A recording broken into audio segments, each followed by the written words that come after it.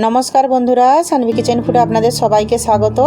आशा करी आपनारा सबाई खूब भालो आछेन। आज आमी आपनादेर साथे शेयर करब रोदे शुकनो करार झामेला छाड़ाई एकदम सहज पद्धतिते टक झाल मिष्टि काँचा आमेर आचार रेसिपि। तो पुरो भिडियोटी प्लिज स्किप ना करे अवश्यई देखबेन। तो चलुन ताहले शुरू करा जाक। प्रथमे नियेछि एखाने आमी 600 ग्राम काँचा आमगुलोके आमी भालो करे धुए मुछे खोसाटा छाड़िए एरकम लम्बा लम्बा करे केटे नियेछि। एर मध्य जे प्लास्टिकेर मतो अंशटा थाके सेटा आर शक्त मतन बीजटा फेले दिएछि। एबार आमी एर मध्य दिए दिচ্ছি 1 চামচ নুন। एबार आमी আমগুলোকে खूब भालो करे নুনের साथे मिशिए नेब जाते प्रत्येकटा आमे खूब भालो करे নুনটা लेगे जाए। এভাবে কিন্তু অবশ্যই খুব ভালো করে নুনটা মাখিয়ে নিতে হবে। দেখুন বন্ধুরা আমটাকে আমি খুব ভালো করে মাখিয়ে নিয়েছি। এবার আমি এটাকে এভাবেই ঢাকা দিয়ে 4 ঘন্টার জন্য রেখে দেব যাতে এর থেকে জলটা ঝরে যায়। আপনারা চাইলে 2 ঘন্টার জন্য কড়া রোদেও শুকনো করে নিতে পারেন। 4 ঘন্টা হয়ে গেছে। এবার আমি ঢাকাটা খুলে নেব। আমগুলো আমার অনেকটাই কিন্তু নুনে জড়ে গেছে। দেখুন অনেকটাই কিন্তু জল ছেড়ে দিয়েছে। এবার আমি এর জন্য একটা ভাজা মশলা বানিয়ে নেব। চুলায় আমি একটা কড়াই বসিয়ে নিয়েছি। চুলার আঁচটা আমি একদম হাই রেখেছি। দিয়ে দিচ্ছি একটা শুকনো লঙ্কা। এখানে আমি ঝালটা একটু কমই নিয়েছি। ঝালটা আপনারা আপনাদের প্রয়োজন মতো দিয়ে দিতে পারেন। লঙ্কাটা আমি একটু ভেঙে নিয়ে দিয়ে দিয়েছি যাতে এটা খুব ভালো করে ভাজা হয়ে যায়। এবার আমি দিয়ে দিচ্ছি এর মধ্যে 1 চামচ গোটা জিরে, 1 চামচ মৌরি, হাফ চামচ কালো জিরে। চুলার আঁচটা আমি হাইয়ে রেখে এগুলোকে খুব ভালো করে ভেজে নেব। এগুলো থেকে যতক্ষণ না একটা খুব সুন্দর গন্ধ বেরিয়ে আসছে ততক্ষণ কিন্তু এগুলোকে ভেজে নিতে হবে। এগুলো আমার ভাজা হয়ে গেছে। এগুলোর মধ্যে থেকে খুব সুন্দর একটা গন্ধ বেরিয়েছে। এবার আমি এগুলোকে ডাইরেক্ট মিক্সিং জারের মধ্যে তুলে নিচ্ছি। এবার আমি এগুলোকে ঠান্ডা করে গুঁড়ো করে নেব। একই কড়াইতে আমি দিয়ে দিচ্ছি অল্প একটু সরষের তেল। তেলটাকে খুব ভালো করে গরম করে নেব। তেলটা গরম হয়ে গেছে। দিয়ে দিচ্ছি অল্প একটু গোটা জিরে, দিয়ে দিচ্ছি 2টো শুকনো লঙ্কা। এগুলোকে আমি খুব ভালো করে লাল লাল করে ভেজে নেব। দেখুন বন্ধুরা এগুলো আমার ভাজা হয়ে গেছে। দিয়ে দিচ্ছি কেটে রাখা আম। চুলার আঁচটা আমি একদম হাই রেখেছি। চুলার আঁচটা হাই রেখে এগুলোকে আমি ঘন ঘন নেড়ে চেড়ে হালকা লাল লাল করে ভেজে নেব। এগুলোকে কিন্তু অবশ্যই এভাবে ঘন ঘন নেড়ে চেড়ে হাই ফ্লেমেই ভেজে নেবেন, তা না হলে কিন্তু এগুলো গলে যাবে। আমগুলো আমি নেড়ে চেড়ে ভেজে নিয়েছি। এবার আমি দিয়ে দিচ্ছি এখানে 300 গ্রাম চিনি। চিনির পরিমাণটা আপনারা আমের টকটা বুঝে দেবেন। এখানে আমার আমগুলো খুব বেশি টক ছিল না তাই আমি 300 গ্রাম চিনি ব্যবহার করেছি। আপনাদের আমগুলো যদি খুব বেশি টক হয় সেক্ষেত্রে কিন্তু চিনির পরিমাণটা একটু বাড়িয়ে দেবেন।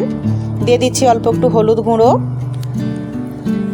এবার আমি এটাকে মিডিয়াম ফ্লেমে খুব ভালো করে নেড়ে চেড়ে চিনিটাকে গলিয়ে নেব। এটাকে কিন্তু হালকা হাতে নেড়ে চেড়ে এভাবে চিনিটাকে গলিয়ে নিতে হবে, তা না হলে কিন্তু আমগুলো গলে যেতে পারে। দেখুন বন্ধুরা চিনিটা আমার গলতে শুরু করে দিয়েছে।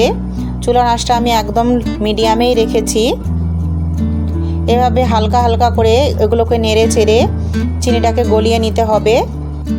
দেখুন বন্ধুরা চিনিটা আমার গলে গেছে। এবার আমি দিয়ে দিচ্ছি এর মধ্যে অল্প একটু নুন। এখানে নুনের পরিমাণটা আমি কমই দিচ্ছি কারণ আমে কিন্তু অনেকটা পরিমাণে নুন মাখানো ছিল। নুনটাকে আমি খুব ভালো করে হালকা হাতে মিশিয়ে নেব।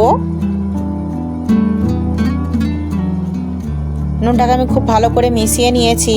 এটাকে আমি খুব ভালো করে আবার ফুটিয়ে নেব।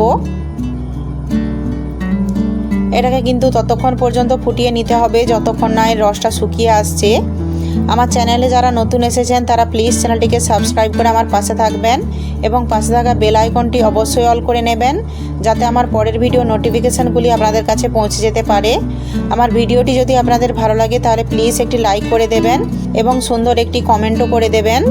এখানে আমার আমের আচারটা প্রায় রেডি হয়ে গেছে। দিয়ে দিচ্ছি ভাজা মশলার গুঁড়ো 1 চামচ।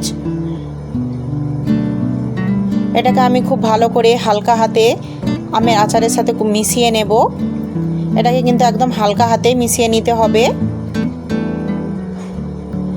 দেখুন বন্ধুরা এভাবে আমি খুব ভালো করে মিশিয়ে নিয়েছি। এটাকে আমি আরও 2 থেকে 3 মিনিট ভালো করে ফুটিয়ে নেব যাতে এটা আরও একটু রসটা শুকিয়ে যায়।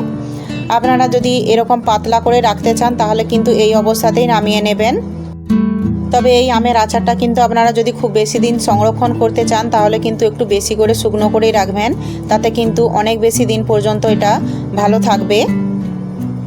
দেখুন বন্ধুরা, আমের আচারটা আমার একদম রেডি হয়ে গেছে। এবার আমি চুলা আঁচটা বন্ধ করে এটাকে নামিয়ে নেব। দেখুন বন্ধুরা, আমের আচারটা আমার কতটা সুন্দর হয়েছে। চুলা আঁচটা আমি বন্ধ করে দিয়েছি। আমের আচারের থিকনেসটা আমি ঠিক এরকম রেখেছি। আমের আচার ভালো রাখার জন্য কিন্তু এর থিকনেসটা এরকমই রাখতে হবে। এবার আমি এটাকে ঠান্ডা করে নেব। দেখুন বন্ধুরা, আমের আচারটা আমার ঠান্ডা হয়ে গেছে। এবার আমি এটাকে নিয়ে নিচ্ছি একটা প্লেটের মধ্যে। এভাবে আমের আচার বানিয়ে আপনারা পুরো বছর কিন্তু সংরক্ষণ করে রাখতে পারেন। দেখুন বন্ধুরা, আমের আচারটা কতটা সুন্দর হয়েছে, খেতেও কিন্তু দারুণ টেস্টি হয়। এই ভাজা মশলাটা দিলে আমের আচারের স্বাদটা কিন্তু অনেকটাই বেড়ে যায়। আপনারা অবশ্যই একবার এভাবে বাড়িতে বানিয়ে দেখবেন। আমার রেসিপিটি যদি আপনাদের ভালো লাগে তাহলে প্লিজ লাইক, শেয়ার এবং সাবস্ক্রাইব করে আমার পাশে থাকবেন এবং পাশে থাকা বেল আইকনটি অবশ্যই অল করে নেবেন, যাতে আমার পরের ভিডিও নোটিফিকেশানগুলি আপনাদের কাছে পৌঁছে যেতে পারে।